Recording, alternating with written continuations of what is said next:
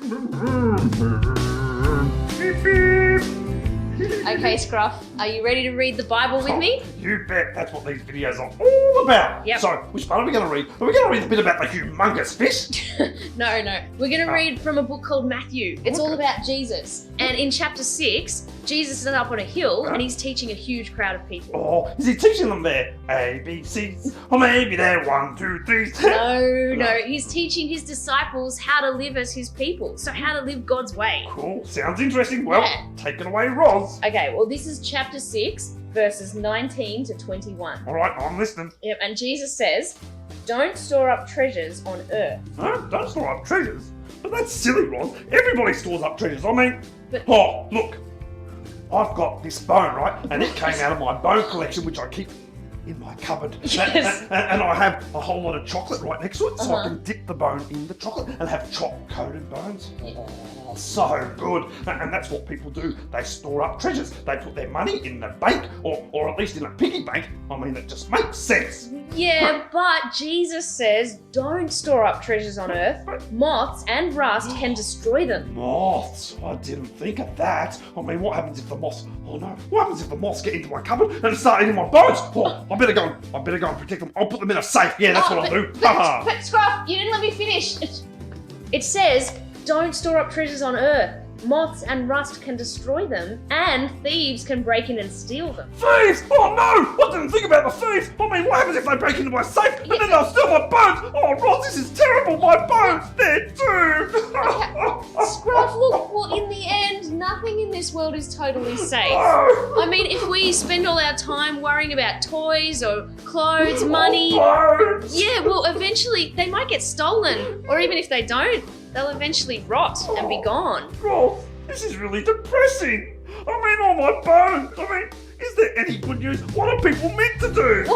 Well, Jesus says, "Instead, store up your treasures in heaven, where moths and rust can't destroy them, and thieves can't break in and steal them." What, treasures in heaven? Yeah. How do you do that? Oh, is there a big bank up in heaven or something that you can put your money in? No. What Jesus is saying is that instead of spending our time worrying about our toys and money and bones, Yeah. well, we should spend our time trying to store up treasures in heaven that last forever. But you said nothing lasts forever. Oh, well, not in this world. But everyone who trusts Jesus is a friend with God and will live forever with him in a place where nothing ever rusts or rots or gets stolen. Wow. And everything is good all the time.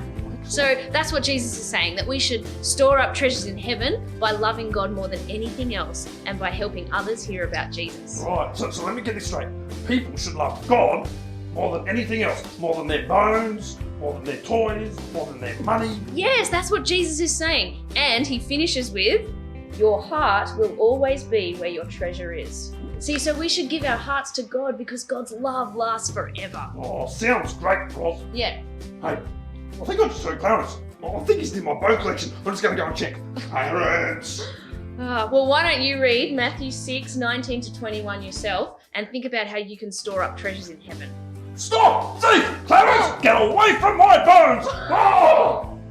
Your heart will always be where your treasure is.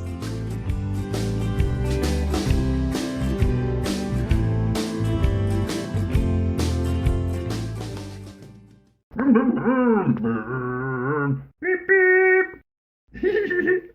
Hi everyone, I'm Larissa. In his famous Sermon on the Mount, Jesus tells his followers that they are to live God's way. To live God's way means doing things the way that God would. And throughout the Sermon on the Mount, Jesus tells us what that means. To live God's way means keeping your word. To live God's way means loving everyone, even your enemies. And to live God's way means not worrying, but trusting God. Now, we're not always going to get it right, but thankfully, Jesus did always live God's way. And so now, by trusting in him, God will always accept us. And when we trust Jesus, he says we are to live God's way. Now, Jesus summarizes all of this in the Bible, and this can be found in Matthew chapter 5, verse 48. It says, "You must always act like your Father in heaven." And that is going to be our memory verse. I'll teach it to you with the actions, and then you can repeat it after me. It starts like this. Jesus says, your turn. Jesus says. And we're making a cross with our arms because the Bible says that Jesus died on a cross. But it also says that 3 days later, Jesus rose from the dead. And then we go, you must always act. Your turn. You must always act. And then we go on to say, like your Father in heaven. Your turn. Like your Father in heaven. Great work. And then we just say where this is from the Bible. So we're going to go, that's Matthew chapter 5, verse 48. Your turn.